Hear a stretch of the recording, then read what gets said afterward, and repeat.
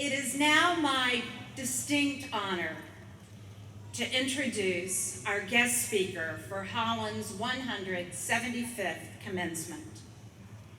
In the field of neuroscience, Mary Beth Hatten is the equivalent of a rock star. And Mary Beth, I bet you've not been called a rock star before. After completing her Bachelor of Science degree in chemistry at Hollins in 1971, she went on to earn a PhD in biochemical sciences from Princeton University and perform her postdoctoral research in neuroscience at Harvard Medical School. She subsequently worked at the New York University School of Medicine and the College of Physicians and Surgeons at Columbia University. In 1992, Mary Beth joined the Rockefeller University in New York City and was appointed the university's first female full professor.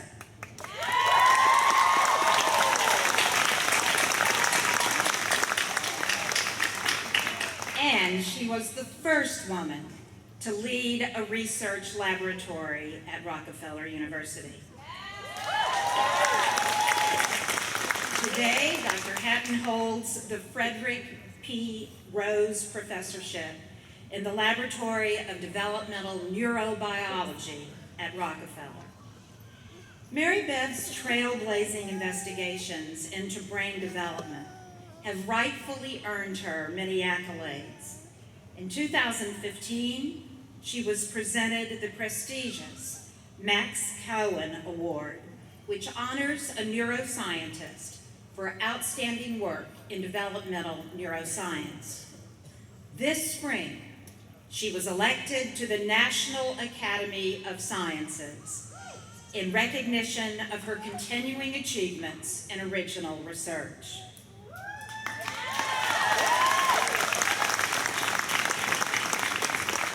Her close friend, Roanoke Michael Friedlander, Vice President for Health Services and Technology at Virginia Tech, and the Executive Director of the Virginia Tech Carilion Research Institute, called Mary Beth one of the most distinguished and highly recognized developmental neuroscientists in the world.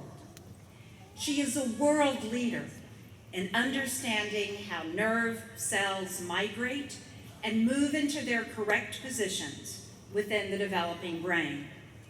Her work has provided profound insights that are essential to understanding the development of children's cognitive and behavioral abilities. This morning, I am delighted to welcome back to Hollins our alumna, my friend, and this year's commencement speaker, Mary Beth Hatten.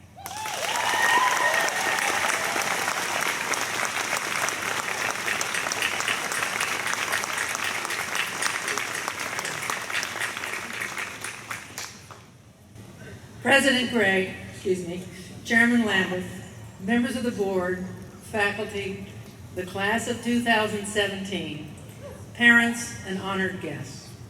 I am thrilled to be back on this campus in my beloved Hills to speak to you this morning. First, however, I want to pay tribute to President Nancy Gray, who has served this university with such remarkable distinction. Under Nancy's leadership, Hollins' commitment to the liberal arts and the sciences has been deepened by the addition of majors in environmental science and environmental studies, as well as Master of Fine Arts degrees in playwriting and children's book writing and illustrating, and the honors research seminars.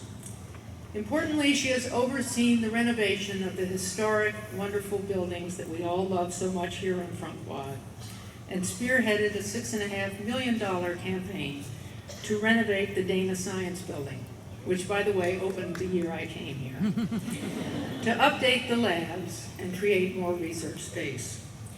Beyond that, through the largest fundraising campaign in the university's history, she has given Hollins and all of us a gift that will outlast us all, a remarkable endowment and debt-free operating budget. So on behalf of all of the students and all of the alumni, I want to thank you, Nancy, for this incredible legacy.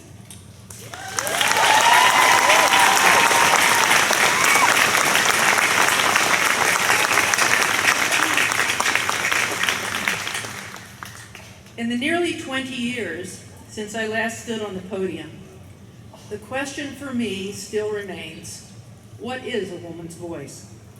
As Virginia Woolf put it when considering the role of women in fiction, and I quote, "The words hang like a collar around my neck. One can see, even from a distance, that the subject of women is dangerous. Neither man nor woman has ever written 10 words on the subject without showing signs of ice in their veins," end quote. To give life to a woman's voice in history, Woolf evoked the memory of Shakespeare's dead sister, the voice unheard, the voice unwritten. Today, although a woman's voice is beginning to be heard, it is still questioned, still qualified as different, somewhat slightly less important than the dominant male voice in our society. Why is this? And how can you, today's graduates, take what you have experienced together here at Hollins and enrich our society with a different point of view, a woman's voice? So what is so different about women and their point of view? For one thing, women like to make circles. As a child, a circle of women surrounded my mother, Mary Lou Hatten, who's watching on her iPad this morning. When she talked to them, a different affect would appear, a knowing look, a shared intensity, engaging laughter. Jenny Hopkins, Amy Barbie, Lee Cochran, Carol DeMaul, a circle around my mother, the Hollins class of 1946, where her voice was heard. In choosing a college, the voices in my mother's circle kept playing in my mind. More than anything, the women around my mother brought me to Hollins. But soon after I came here, another circle formed, that of my new friends. Soon I heard their voices, as I still hear them today. We shared what we read and thought, our varied experiences, happy and sad, the terrible violence of 1968, the wonderful music of the period, the protests of that war. We listened to one another, and more importantly, we heard each other. The linguist and sociologist Deborah Tannen has studied how gender differences shape the perspectives of boys and girls. In her book, You Just Don't Understand, one common theme emerges. Little boys grow up in linguistic hierarchies, little girls in communities, towers and circles. I especially like her studies about how children cope with frustration and what superpowers they invoke under stress. The study reports the response of a young boy versus that of a young girl when their favorite toy has been taken away from them. What do? The young boy first asks for his toy back, then perhaps demands it back, or even starts posturing with the other boy. But facing the prospect of not getting what he wants, he says, "If you don't give me that back, I'm going to tell Billy and he's going to beat you up." Now what of the little girl? She too asks for the toy back, and in her frustration feels angry. But unlike the little boy, she would more likely say, "If you don't give me that back, I'm going to tell Susie and Jenny and Katie and everybody we know, and they're not going to like you anymore." Hierarchies and circles, threats of power versus threats of exclusion. It's not always easy to see this little story in real life, but when you do, it rings true. The sociology of male and female organizations differs. Certainly one of the most startling and wonderful moments I have had in attending meetings in academia was a circle story, a story from Columbia. 2 years after I finally made it to full professor at Columbia, I got a notice that the female professors, of which there were some 60 in number, which sounds impressive till you realize there were 1,000 in total, i.e. 6%, were to hold a meeting. I was so excited. This, after all, was the group that had first ferreted out the data showing that women faculty were paid less than men, the first organized women's faculty. That day that I went, the group included the great anthropologist Ruth Benedict, the historian Marjorie Nicholson, the scientist Ruth Sager, Salome Gluckson-Welsh, and Sarah Ratner, the novelist Elizabeth Hardwick, Sleepless Nights, Mary Gordon, Temporary Shelter, and the great theologian Elaine Pagel's Gnostic Gospels.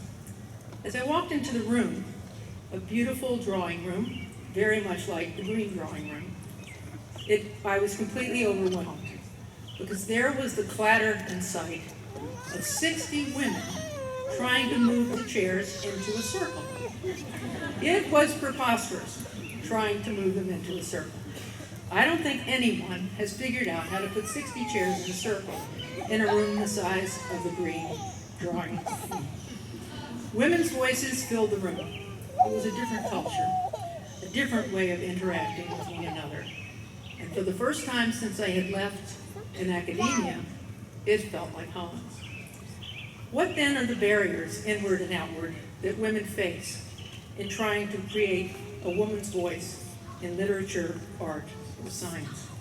In my field of developmental biology, one struggles to understand how the brain is put together. What are the important questions?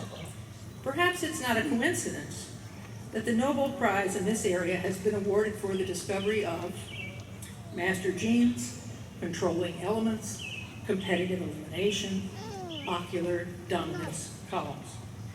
Is that the pure science of Socrates or the dominant male voice? A woman's voice is quietly gaining even in science. New terms are infiltrating and changing our views on brain development. Terms like local environment, equivalence groups, jumping genes, community signals, the work of women scientists. I am known for cell-cell interactions, and they think that's such a novel idea. The second issue, of course, is how to have your voice heard. How do you, the class of 2017, get out there and become successful? Perhaps the most important advice from the past decade, in my view, is that of Sheryl Sandberg, who wrote about women, and I quote, "We hold ourselves back in ways both big and small, by lacking self-confidence, by not raising our hands, and by pulling back when we should be leaning in." Leaning in. That is an essential point. To take the confidence you feel in the circles at Hollins into the world of business, academia, wherever you may land, and lean in with your knowledge, your insights, your point of view. Follow your passion. Do what you love, whether it's science, writing fiction, or business. Lean in.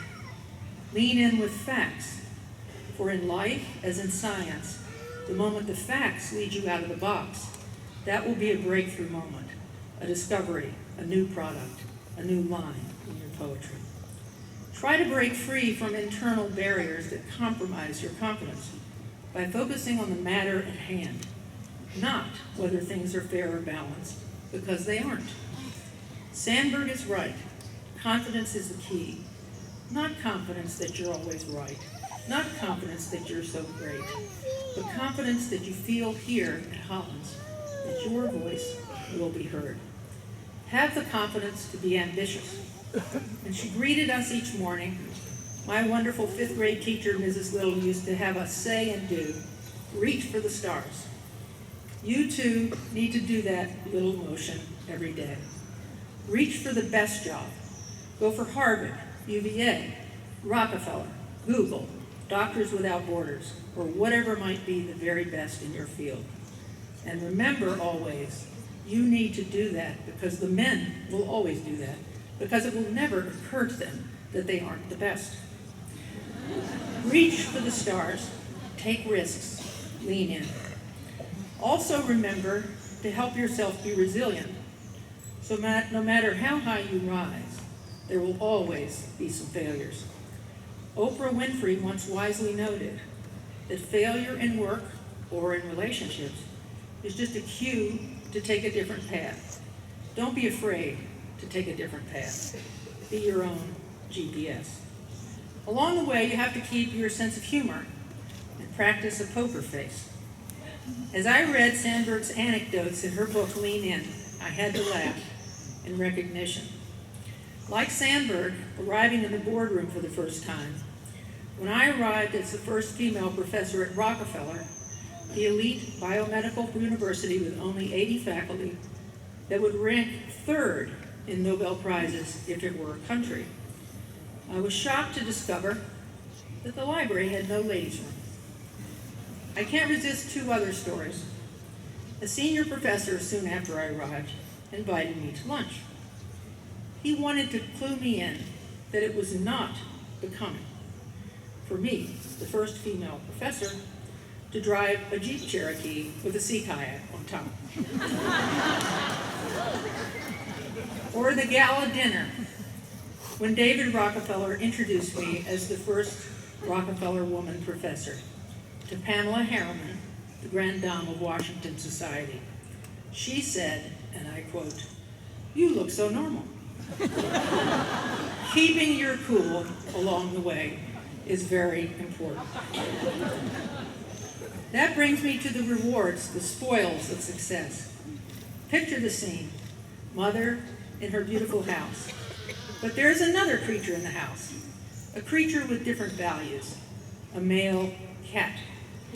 The cat goes out into the azalea garden and brings mother the things he kills for her, a snake, a bird, and puts them under her antique four-poster bed. He brings her the spoils of his hunt, the dead bird and snake. Women don't always want the same rewards as men. We collaborate more, which is often taken as a weakness. We listen more. Nancy Gray is the perfect model for a woman's voice in a starring role because she listens to other points of view with such great success. Listening well is one of the major aspects of leaning in. Valuing other points of view, making circles rather than simply exercising power is one of the novel tones in a woman's voice. Now, women certainly want the same compensation, the same benefits, but we don't always crave to rise to the top of a hierarchy or to exercise power. We don't necessarily want the spoils that men want. Be comfortable with that. Indeed, I went to Rockefeller in part because there are no departments, no hierarchy. Find a path that works for you. One last story about overcoming a traditional woman's voice has served me well for many years. While I was still at Columbia, my department chairman complained to me that women were impossible to recruit.